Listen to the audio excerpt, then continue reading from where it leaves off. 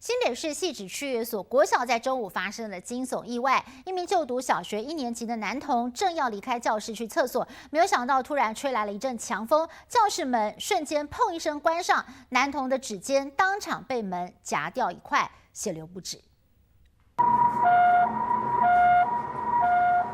下雨天，救护车10万火急赶往一处校园，紧急将人送医。因为就在几分钟前，一名小学1年级7岁男童不慎被门夹伤，右手指甲指尖局部断裂，血流不止。据了解，当时正是午餐时间，男童饭吃到一半想要去厕所，没想到才刚要把教室的门给关上，突然一阵强风袭来，将他的右手中指给夹伤。好端端的门竟会自己关上，实在很吓人。但这真的不是鬼片情节，而是强风酿祸。惊悚意外就发生在13号中午12点多，新北市汐止一间小学，由于事发突然，校方赶紧通报保健室的护理人员到场协助包扎，同时通知孩童家长陪同至急诊就医。好在没有伤及骨头，男童意识清醒，伤势暂时没有大碍。比较没有发生过这样子的事情哦。那现在小朋友目前现在是在医院哦，那因为他中指有被夹伤的部分哦，那现在正有医生在评估他后续的治疗。凤凰台风刚走，怎知又来了一阵怪风，害得7岁男童挂彩受伤，后续已进行部分缝合以及末梢神经连结等微创手术。对此，教育局也表示会要求校方检视教室门片以及相关的安全设施，避免类似事件再发生。接下来，信张信志，新北市采访报道。